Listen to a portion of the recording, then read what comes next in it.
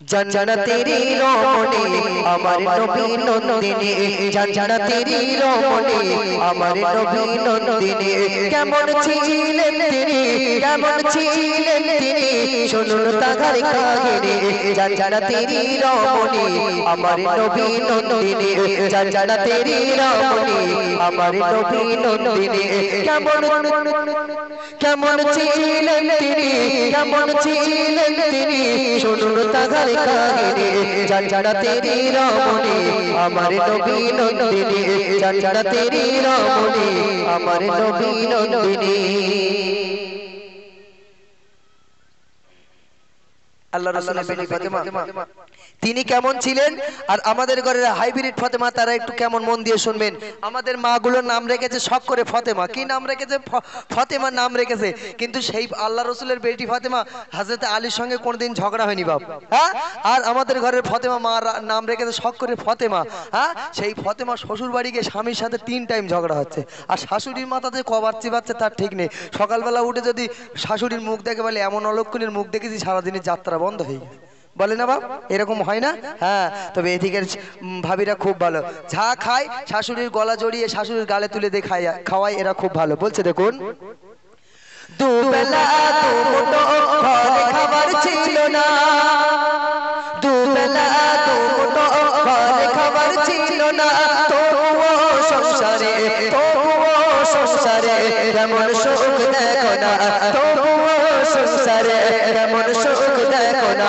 দুবেলা দুমুঠো ঘরে খাবার ছিল না, তবুও সংসারে, তবুও সংসারে কেমন সুখ দেখো না, তবুও সংসারে কেমন সুখ দেখো না।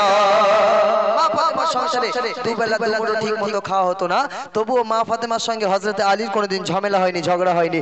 কিন্তু আমাদের ঘরে যদি 3 দিন 1 সপ্তাহ যদি বাজার না থাকে ভাই, কিয়ামত শুরু হয়ে যাবে না?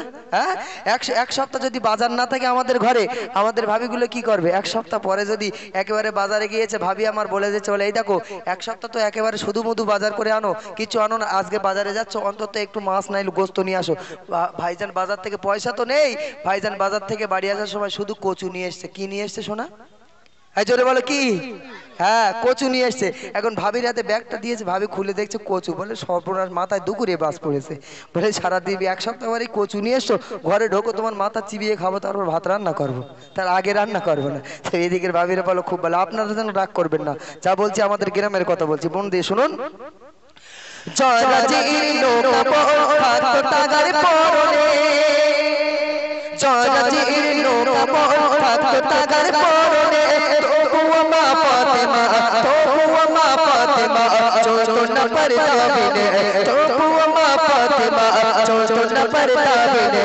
জরাজির নৌকা থাকতো টাগার পরনে, তবুও মা ফাতেমা, তবুও মা ফাতেমা চলতো না পর্দা বিনে, তবুও মা ফাতেমা চলতো না পর্দা বিনে। কাপড়টা পরতেন হাজারো জায়গায় ছেঁড়া ছিল, খাজুর পাতা দিয়ে সেলাই করে করে ওই কাপড়টা পরতেন, তবুও আম্মাজান ফাতেমা জীবনে বিনা পর্দায় বাইরে যায়নি। আর স্বামী, সন্তান আর পিতা ছাড়া, পৃথিবীর 3 ব্যক্তি ছাড়া আম্মাজান ফাতেমাকে কেউ দেখতে পায়নি। একটু জোরে হোক না সুবহানাল্লাহ, একটু জোরে হোক না সুবহানাল্লাহ। আর আমাদের ঘরের ফাতেমা, কালকের বাপ ঈদ চলে গেছে, কালকের ঈদ চলে গেছে, এই ঈদের দিনে আমাদের ফাতেমাগুলোর বাহাত দেখলি বাপ মাথা খারাপ। হ্যাঁ, কারুর মাথায় ওন্না তো জোটেনি। হ্যাঁ, যদিও বা ওন্না একটা দুটো আছে, ওন্না গলায় পেঁচিয়ে 3টে করে পেঁচ মেরে যাচ্ছে, মনে হচ্ছে আত্মহত্যা করতে যাচ্ছে, বুঝতে পারেননি? আর সেই সব ওই পাশা উঁচু বাইক বা ওই পোঙা উঁচু বাইক, কি নাম ওর, কেটিএম বাইক, ওই বাইকের পেছনে একটা করে মানে খালা বয়স আর খালু চালাচ্ছে, এইরকম পাঁজা বেঁধে ধরেছে বাপ, আর সেজা যাচ্ছে জেনের মতন করে যাচ্ছে। জেনও অত জোরে ছুটতে পারে, ভূত অত জোরে জাতি পারবে না বাপ। আমার তো মনে মনে যাচ্ছে যদি পড়ে তো ঝুড়িতি করে ওদের তোলা যাবে না, বুঝতে পারেননি? তা পড়েছে বাপ আমাদের নিউ টাউনের ওইদিকে 2-4টে পড়েছে, মাথা ফাতা বাস্ট হয়ে।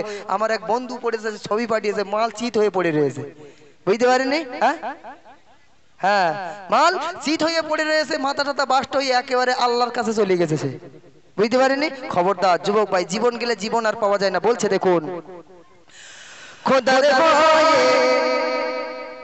খোদার ভয়ে ছিল নবী নন্দিনী খোদার ভাইয়ে বিদু ছিল নবী নন্দিনী স্বামী ও সন্তান ছাড়া স্বামী ও সন্তান ছাড়া কেউ তো তাকে দেখেনি স্বামী ও সন্তান ছাড়া কেউ তো তাকে দেখেনি জান্নাতেরি রমণী আমার নবী নন্দিনী জান্নাতেরি রমণী আমার নবী নন্দিনী মৃত্যু করে আম্মা জান ফাতেমা হযরত আলী রাদিয়াল্লাহু তাআলা কে ডেকে পাশে বসিয়ে নিয়ে ঘরের ভিতরে দরওয়াজা লাগিয়ে দিয়ে চোখের পানি ফেলে ছটছট ছটছট করে কাঁদতে থাকে আর হযরত আলীকে লক্ষ্য করে বলে আমার প্রিয় স্বামী দুনিয়া ছেড়ে আমি বিদায় নিয়ে কবরের জমিনে চলে যাব ও আমার প্রিয় স্বামী আমি দুনিয়ার জমিনে সাংসারিক জীবনে যত অন্যায় ভুল ভ্রান্তি করে ফেলেছি ও আমার স্বামী গো আল্লাহর রাস্তে আমি ফাতেমা আমাকে ক্ষমা করে দাও আল্লাহর রাস্তে আমি ফাতেমা আমাকে ক্ষমা করে দাও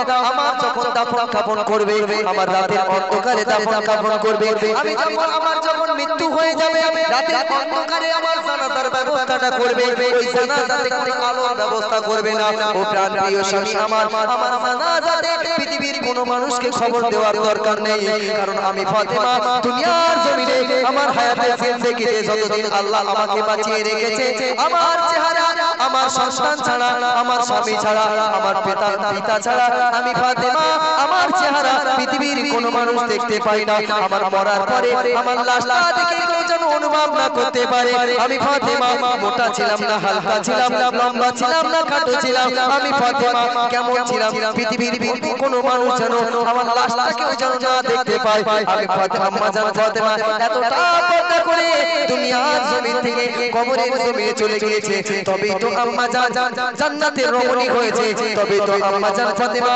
মহিলাদের জান্নাতে সরসরিনী হয়েছে তবেই তো আম্মা জান ফাতেমা জোহরা রাদিয়াল্লাহু তাআলা কত সহজে নবীর বেটি বলে জান্নাতের সরসরিনী হয়নি স্বামীর সেবা করেছে স্বামীর মহব্বত করেছে পর্দা করেছে তার জন্য আম্মা জান ফাতেমা জান্নাতের সরসরিনী হয়েছে জোরে হোক সুবহানাল্লাহ কত সহজে আম্মা জান ফাতেমা জান্নাতের সরদারিনী হয়নি আম্মা জান ফাতেমার চেহারা স্বামী সন্তান আর পিতা ছাড়া পৃথিবীর কোনো মানুষ দেখতে পায়নি আর একটা বিয়ের দাওয়াত যদি আমাদের বাড়ি পড়ে বাপ আর বিয়েটা যদি রাত্রের বেলা হয় মায়েদের ভাবিদের আর বোনেদের মাথায় দুপুরে বাস পড়ে রাত্রির বেলা বে এত সাজুগুজু করে যাবো দেখবে কারা ঘোড়ার ডিম হ্যাঁ একটা দুটো ছেলে পেছনে না লাগলে ভাল লাগে বুঝতে পারেননি হ্যাঁ বলছে দেখুন বলে গোপী আর পার জান্নাত যদি চাও নারী বলে গোপী আর পার জান্নাত যদি চাও নারী স্মরণ করো মা ফাতেমা স্মরণ করো মা ফাতেমা